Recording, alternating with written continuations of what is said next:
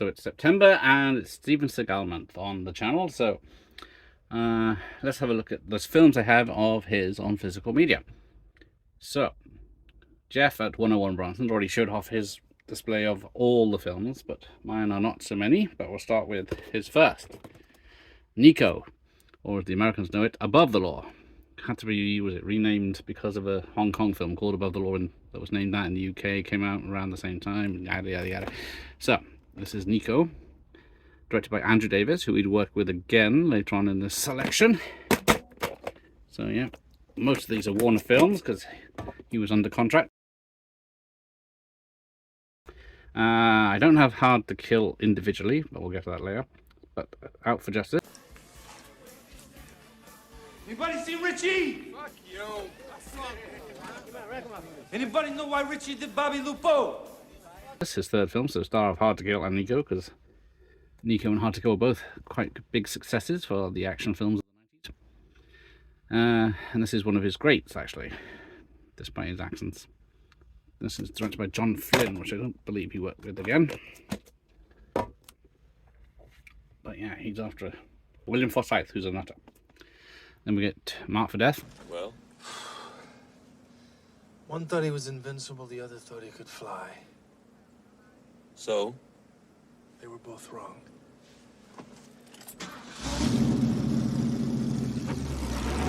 And Dwight H. Little, who did Halloween 4 and Rapid Fire.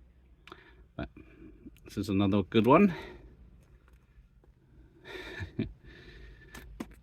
Very silly, but highly entertaining. Then we get to his biggest hit, Under Siege.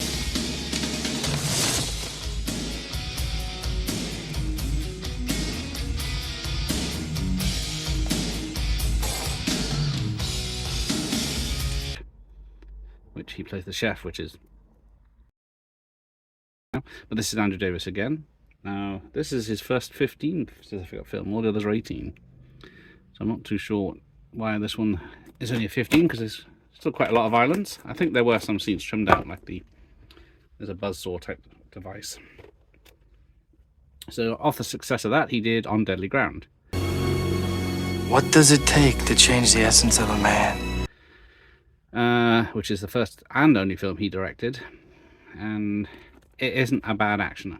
It's got Michael Caine absolutely hamming up with jet black greased hair. But there was a 10-minute speech at the end about the dangers of pollution from Seagal.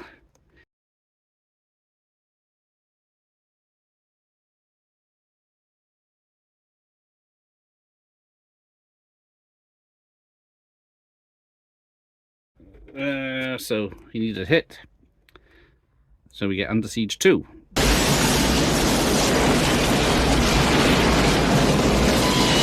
This time it's on a train, not a boat.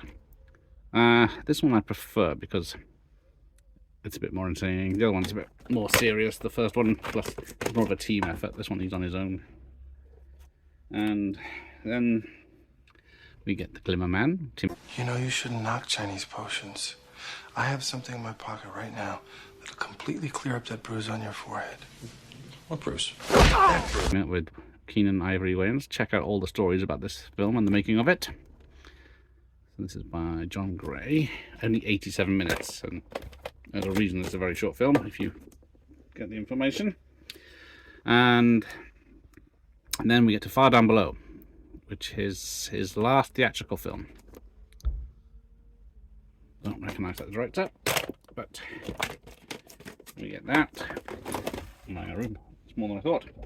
Then we get to his first straight-to-video film, The Patriot, where he cures a deadly virus with plants, local plants from the Native Americans. As you see, it's his first time ever on video, but that's because it never got to the cinema. And probably one of the better ones of his later career, Exit Wounds, where he was with DMX for the first time. I think they did a couple of films together.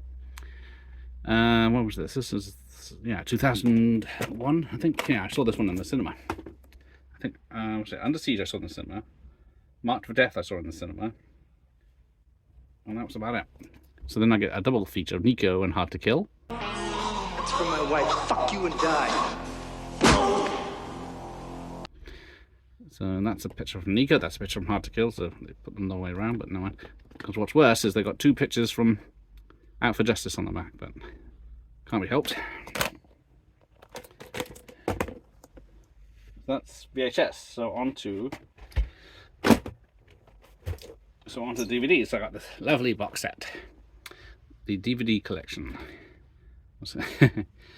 8 films. I always forget about Executive Decision. Where is it? It's there, but I don't include it because he's not in it that much. But so we've got, there you go, Nico Above the Law, Under Siege 1, Under Siege 2, Exit Wounds, like Fire Down Below, Glimmering Man, Out for Justice, which, considering the others are under Warner's, it's odd that some are missing, but there we go. Under Siege, pretty much the same. Let's have some features as in an interactive menu. Let's see if we're just doing here. There you go, Exit Wounds, so pretty much all of these, the same artwork as the VHS. Oh, I've just noticed something. Under Siege 2, Kurt Russell is the only one mentioned in this. Normally he shares a picture with, what's his face? Aha! So there is a slight change because Steven Seagal as Colonel Travis. So yeah, smaller, and his name's smaller as well. So this version they just came out with a bit of the hanger. Fire Down Below. Okay. Menace Toxique. There's the Glimmer Man. Nico Above the Law. And Out for Justice.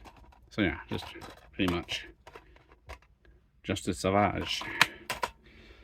So that's that. And then I have Shadow Man. Down from £9 to £5.97. That's still too much for this film.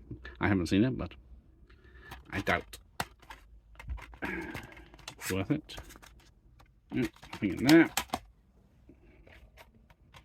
Kill Switch.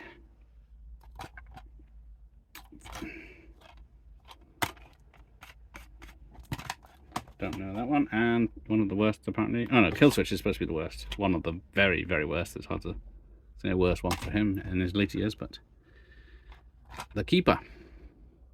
Tough LA cop, as it is. Oh well, there we go.